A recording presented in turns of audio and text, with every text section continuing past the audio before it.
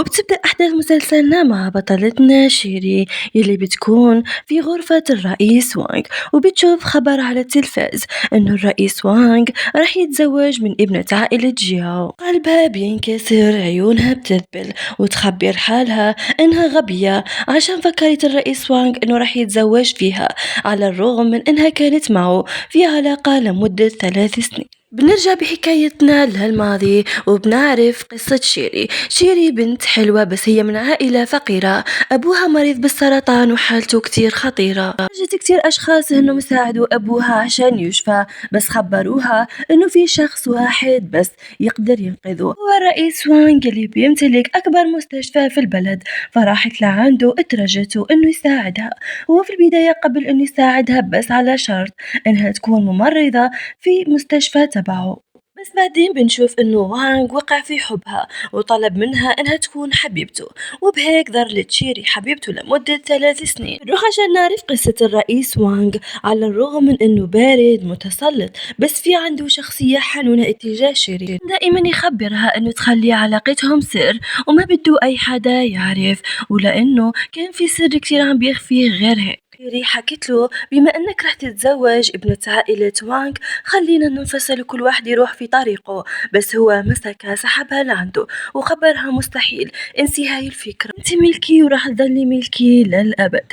بعدها بنشوف انه شيري راح تشتغل كممرضة في المستشفى، وبيجيها رئيس الأطباء يخبرها انه في اجتماع كتير مهم ولازم تروح معه، فهي بترفض لانها بتعرف نيته الخبيثة. هو بيهددها وبيحكي لها انه اذا ما رحت معه ما رح يشرف على علاج والدها المريض. نفس المكان بيكون الرئيس وانغ مع خطيبته الجديدة يلي بتكون كتير مبسوطة، وبتحكي له انها ما اجت لهالمكان من زمن كتير بعيد. بنعرف سر الرئيس وانغ وانه كان اعمى ما بيشوف قبل 5 سنين، بس كان في بنت كانت تعتني فيه كتير، واصلا هي بنت الوحيدة يلي ظلت بجانبه طول هذيك الفترة. كان ممتن كتير لإلها، بس لانه كان اعمى ما كان قادر يعرف مين بتكون، لأنه السجلات في ذاك المكان كلها انمسحت.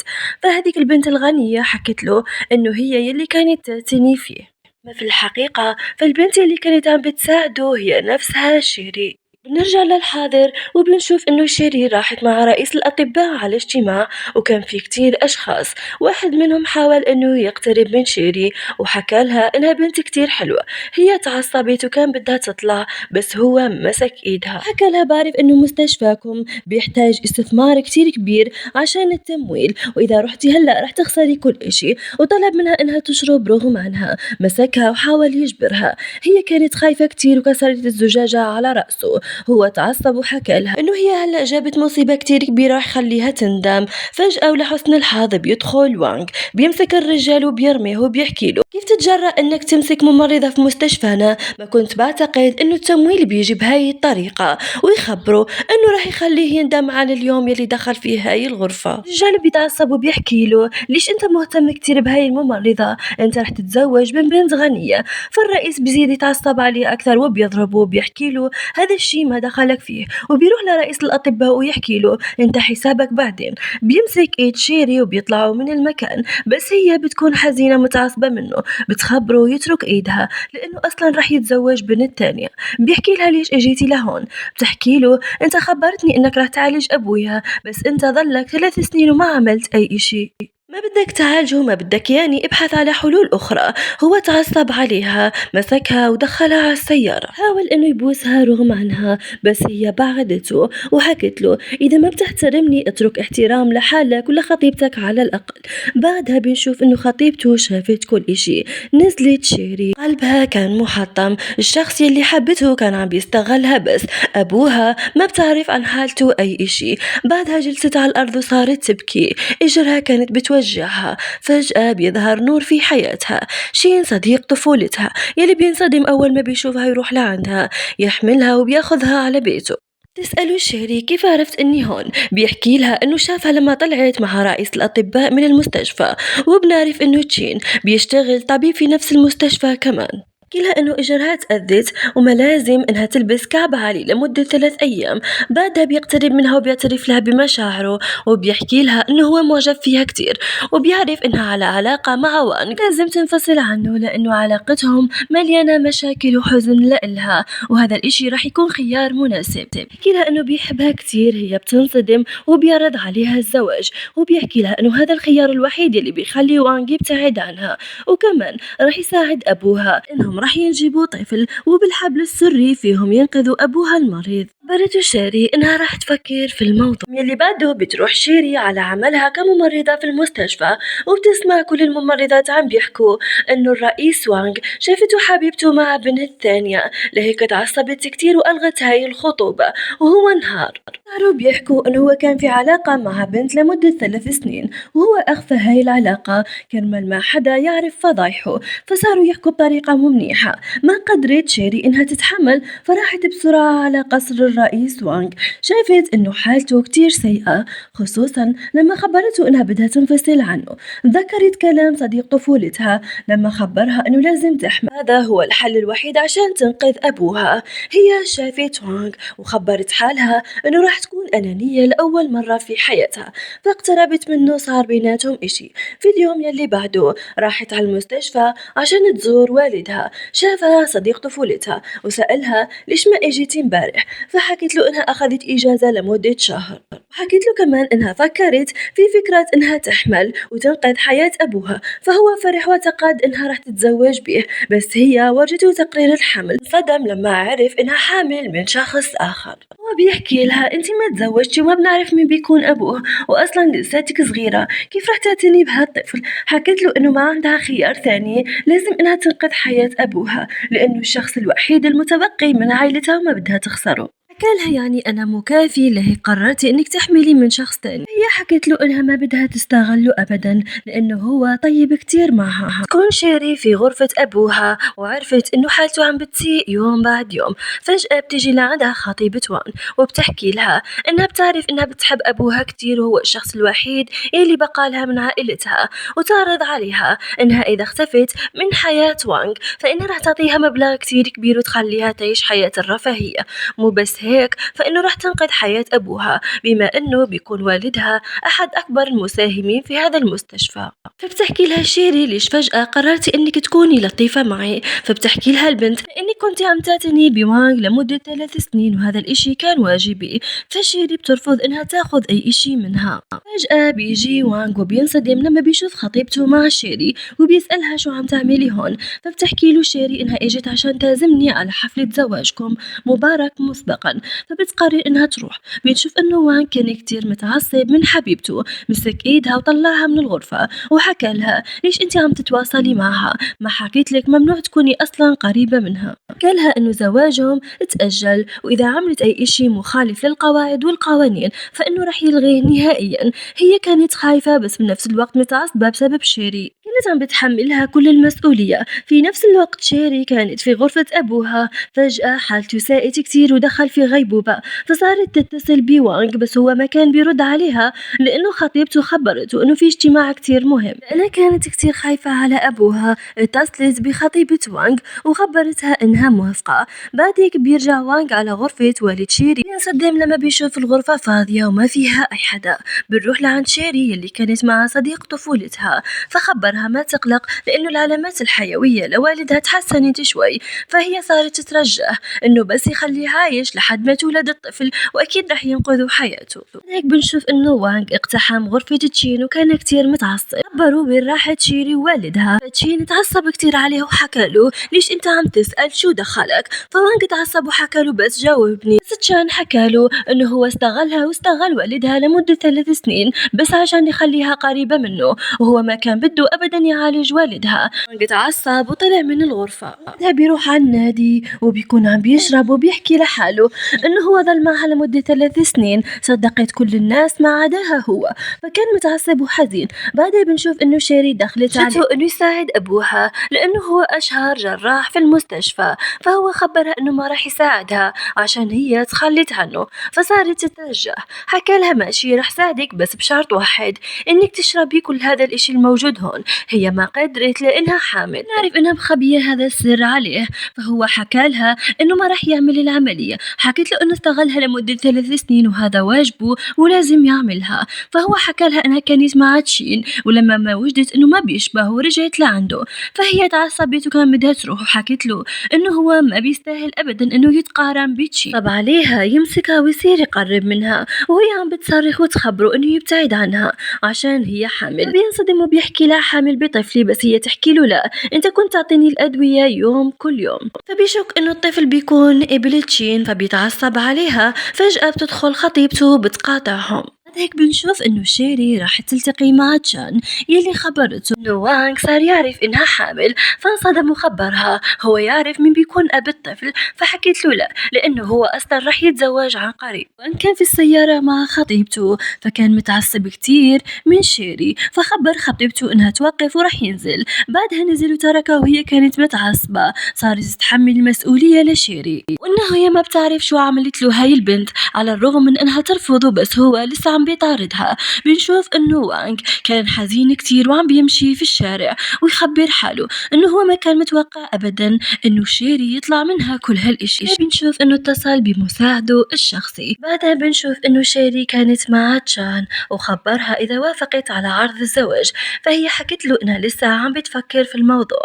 في اليوم يلي بعده بتروح شيري على المستشفى وبتسمع كل الموظفات عم بيحكوا إنه تشان رح ينطرد من المستشفى، إنه رئيس الأطباء عم بيوبخوا. بنروح لعند تشان اللي بيحكي له رئيس الأطباء كيف تتجرأ إنك تنقل المريض من غرفة لغرفة تانية، وكان يقصد والد شيري. فحكى له إنه ما يطرده من المستشفى ويحمل حاله كل المسؤولية بس عشان ينقذ شيري وأبوها. بتروح شيري راكضة بتسمع رئيس الأطباء عم بيحكي إنه هو أغضب أحد كبار الشخصيات في هالمستشفى، وبتعرف إنه كان بيقصد وانغ.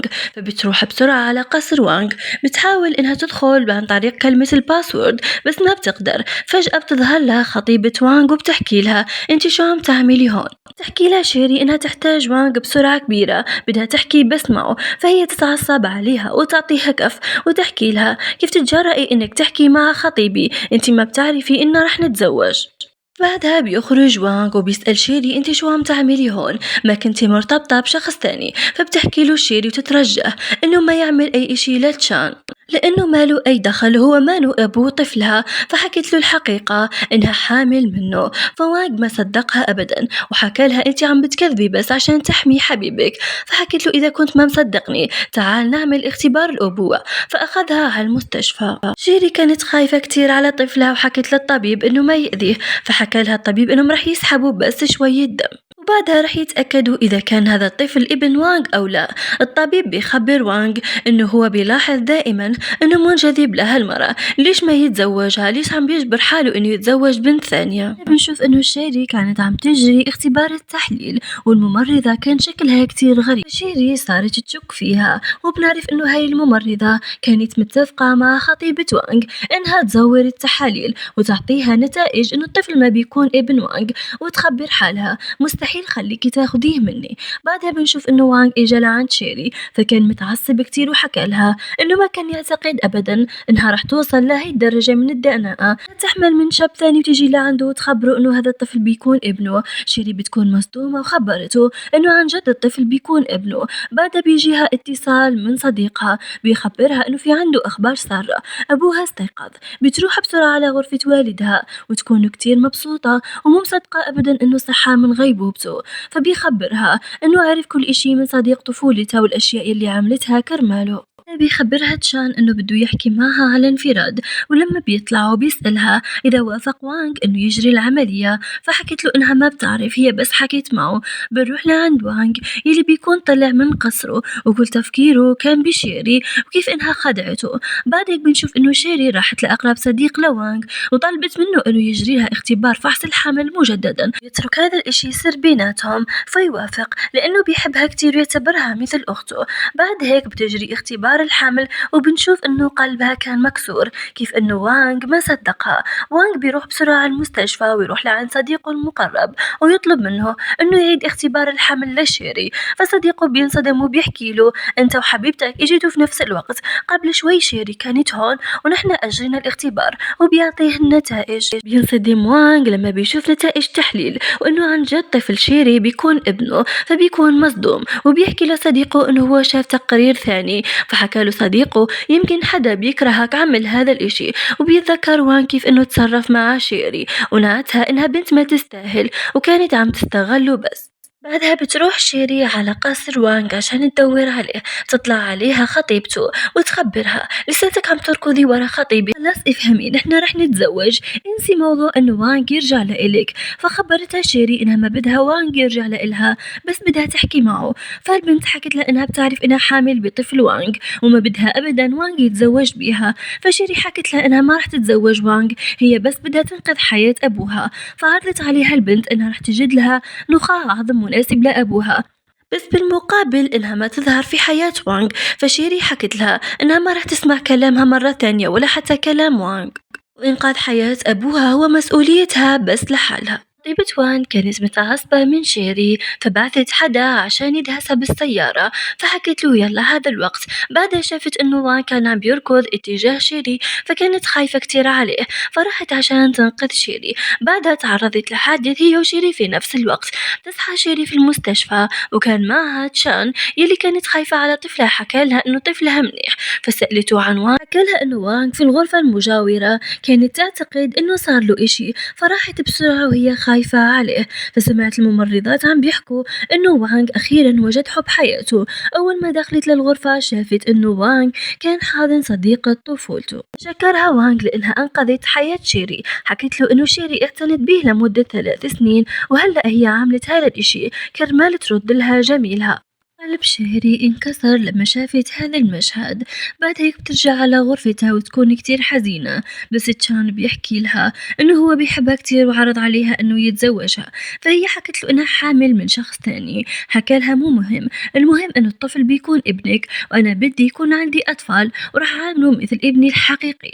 فصار يقنعها انه تقبل انه تتزوجه. بعد هيك بنشوف انه وانغ راح بسرعة على غرفة شيري، بس وجد انه الغرفة فاضية. سأل الممرضة وين راحت البنت اللي كانت هون، فحكت له انها تسرحت وطلعت على بيتها. بعدها بيجي تشان وبيخبره انه اجا عشان يستدعاه لحفل زواجه هو وشيري ويعطيه البطاقة. وانغ ما كان مصدق انه البنت اللي كانت معه لمدة 3 سنين وكان متوقع انها راح تبقى معه للأبد راح تتزوج رجل ثاني. بنشوف انه شيري كانت حازمة أمتعتها وراح تنتقلها عشان تعيش في نفس البيت مع تشان، وكمان راح تغير المدينة.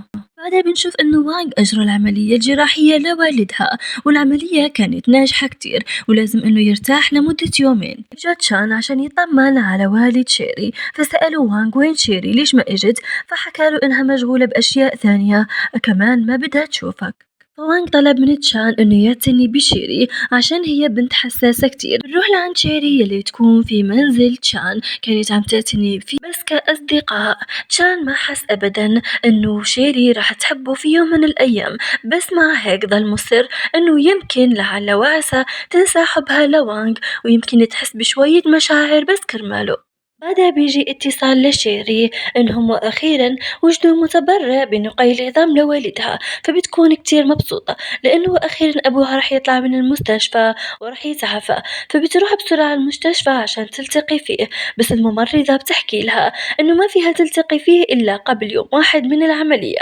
فبتروح عشان تلتقي مع صديقتها. في المقابل وانغ بيكون مع صديقه بيحكي له صديقه الدكتور انه اخيرا وجدوا متبرع لوالد شيري. انه وانغ فرح كأنه كان عم بيخفي سر ما. بتكون شيري مع صديقتها بتسألها كيف حالك مع تشان، بنعرف انه تشان بيحبك كتير، حاولي على الاقل انك تستلطفيه بما انه عمل كتير اشياء كرمالك. فبتخبلها شيري لو شو ما عملت كرمال تشان ما فيها تكافئه على وقوفه بجنبها في اصعب ايام حياتها. هو الوحيد اللي ما حاول انه يستغلها، كان عم بيساعدها لانه كان بيحبها، بس ما فيها تحبه رغم عنها. وهي دائما تشعر بالامتنان اتجاهه. فجأة بتشوف إنه وانغ إجا مع خطيبته، فبتخبر صديقتها إنه لازم تختبئ منه، ما بدها تشوفه ولا حتى هو يشوفها. فبتحكي لصديقتها آسفة، هذا أقرب مقهى للمستشفى، لازم نطلع من هون. وأول ما كانوا طالعين رئيس وانغ بيشوف الممرضة وكان بده يسألها عن شيري، بس حبيبته شافت شيري وكان بدها تخليهم يروحوا. ولما وانغ سألها عن شيري خطيبته تعصبت وحكت له إنه هاي البنت ما بتستاهل وجودها في حياته، أصلا هما رح يتزوجوا. فصديقتها ما قدرت إنها تتحمل وحكت لها إنه تتمنى إنه يكون عندها طفل في أسرع وقت، وكانت تقصد إنه شيري بتكون حامل من وانغ على عكسها هي. بعدها بيطلعوا بسرعة من المطعم، صديقتها بتحكي لها إنه إجاها اتصال من المستشفى لازم ترجع على شغلها. أما عن شيري بتحكي لها إنه رح تستنى شوي يمكن تلتقي مع المتبرع. رسالة لشيري من وانغ بيحكي لها فيها إنه بده يشوفها، بس هي كانت عم تتجاهل الرسالة، ولما رفعت راسها انصدمت أول ما شافت وانغ. هذا كان أول لقاء لهم بعد مرور 5 أشهر. سحبها وأخذها على السيارة، فهي كانت متعصبة عليه وحكت له إنه علاقتهم انتهت، ليش هلأ لسه عم بيلحقها. فهو حكى لها إنه ما في إشي انتهى، لازم تحكي له ليش اختفت بدون ما تخبره. فحكت له ليش لحتى تخبره، علاقتهم انتهت، هو رح يتزوج بنت تانية. بحكي لها إنه الطفل اللي في بطنها بيكون ابنه، بتضحك عليه وبتحكي له ابنك، أنت ما صدقتني لما حكيت لك إنه هذا الطفل بيكون ابنك وهلأ جاي بكل سهولة، بدك تاخذ الحق كمان. كذبت عليه وحكت له إنها بتحب تشان وراح يتزوجوا وما بدها تشوف وشه مرة ثانية. هو ما صدق، سحبها لعنده. وبهيك بينتهي الجزء الأول. إذا عجبكم ما تنسوش تحطوا لايك واشتراك في القناة وتحكوا لي رأيكم في المسلسل في التعليقات وشو تتوقعوا.